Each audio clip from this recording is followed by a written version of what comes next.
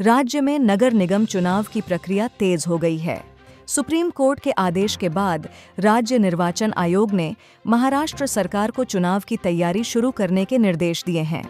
इसके अनुसार नगर विकास विभाग ने मंगलवार रात राज्य के 19 नगर निगमों के लिए नई प्रभाग रचना के आदेश जारी किए। इसमें अ, ब, क और ड वर्ग के नगर निगम शामिल हैं।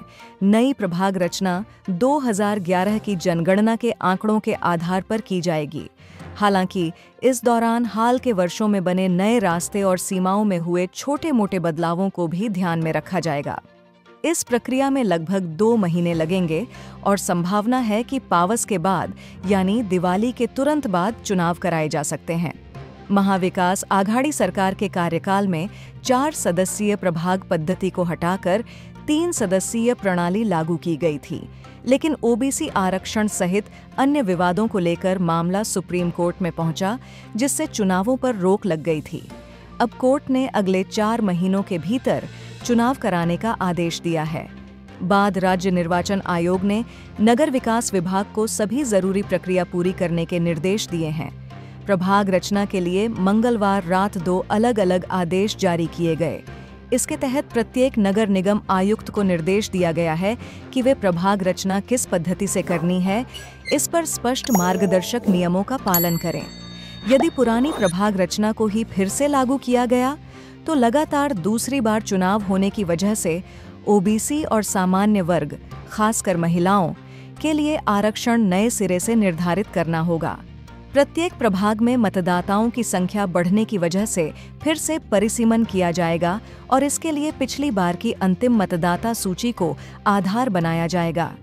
अनुसूचित जाति, एससी और अनुसूचित जनजाति एसटी के लिए आरक्षण उनकी जनसंख्या के अनुसार घटते क्रम में तय किया जाएगा।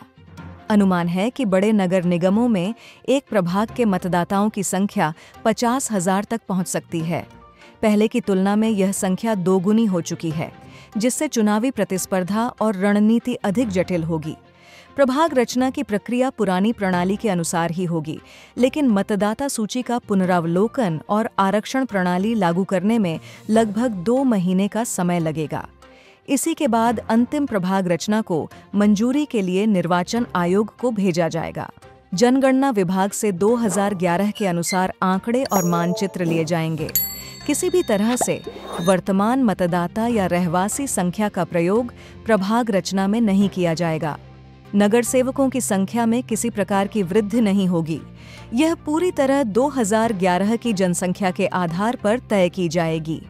प्रत्येक प्रभाग में 4 पार्षद होंगे, लेकिन जहां आवश्यक हो वहां 3 या 5 सदस्यीय प्रभाग भी बनाए जा सकते हैं। इसके लिए हर महापालिका आयुक्त को एक समिति गठित करनी होगी, जिसमें शहरी रचनाकार, कंप्यूटर विशेषज्ञ और अन्य अधिकारी शामिल होंगे। प्रभाग रचना का प्रारूप प्रकाशित किया जाएगा, जनता से आपत्तियां और सुझाव आमंत्रित किए जाएंगे और फिर अंतिम रचना को राज्य निर्वाचन आयोग की मंजूरी के लिए भेजा जाएगा।